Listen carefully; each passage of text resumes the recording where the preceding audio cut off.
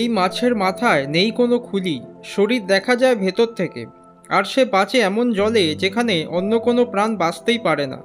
কথা বলছি পৃথিবীর সবথেকে ক্ষুদ্র মাছ, যার নাম পেডোস সাইপ্রিস প্রোজেনেটিকা।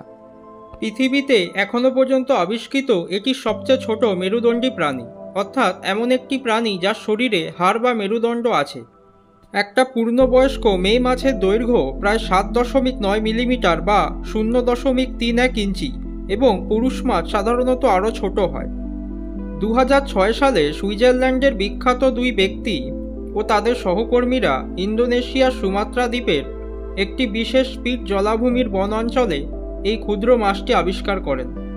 তারা প্রথমে এই মাছ দেখতে পান যখন স্থানীয়রা বৃষ্টির পর পিট জল থেকে ছোট ছোট প্রাণী ধরছিল।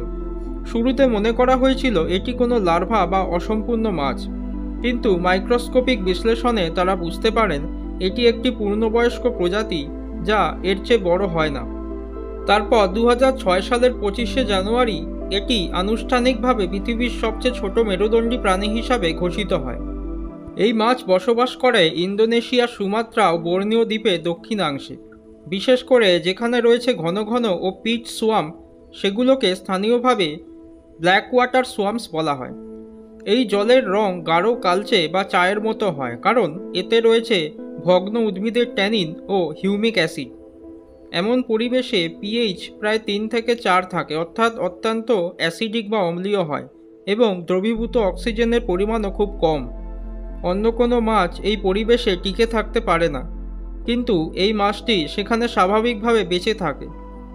এটি তার সবচেয়ে বিস্ময়কর অভিযোজন ক্ষমতার প্রমাণ।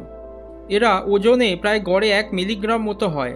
দেহের রং প্রায় স্বচ্ছ, ফলে আভ্যন্তরীণ অঙ্গ যেমন অন্ত্র, লিভার, এমনকি মেরুদণ্ড পর্যন্ত দেখা যায়। এটি পৃথিবীর একমাত্র মেরুদণ্ডী প্রাণী যার মাথার সামনের অংশে কোনো খুলি নেই। মস্তিষ্কের সামনের অংশ খোলা অবস্থায় থাকে। এটি এক ধরনের আদিম বৈশিষ্ট্য। এদের পাখনা খুবই সূক্ষ্ম হয়, প্রায় অদৃশ্য। প্রধানত লেজের সাহায্যে এরা সাঁতার কাটে। অম্লীয় এই জলে টিকে থাকার জন্য এদের ত্বক ও কোষে বিশেষ প্রোটিন তৈরি হয়, যা অ্যাসিডের ক্ষতি থেকে বাঁচায়। এদের খাদ্য তালিকায় রয়েছে প্রধানত ক্ষুদ্র মাইক্রো অর্গানিজম, শৈবাল এবং পচা উদ্ভিদজাত জৈব পদার্থ। তারা জলের ভেতর ঘুরে বেরিয়ে ছোট অণুজীব শোষণ করে। এই প্রক্রিয়াকে মাইক্রোফিল্টার ফিডিং বলা হয়। এরা সাধারণত 5 থেকে 10টি ক্ষুদ্র ডিম পাড়ে, যেগুলো গাছের শিকড় বা পচা পাতায় লেগে থাকে। ডিমগুলো খুব স্বচ্ছ এবং কয়েকদিনের মধ্যেই বাচ্চা বের হয়। এই মাছের সবচেয়ে বড় বিপদ মানুষের বন ধ্বংস ও পিট সোয়াম্প শুকিয়ে ফেলা। সুমাত্রার অনেক বন জায়গা এখন তেলের পাম চাষের জন্য কেটে ফেলা হচ্ছে। তো বন্ধুরা, যারা চ্যানেলে নতুন তারা সাবস্ক্রাইব করে পাশে থাকার অনুরোধ রইল।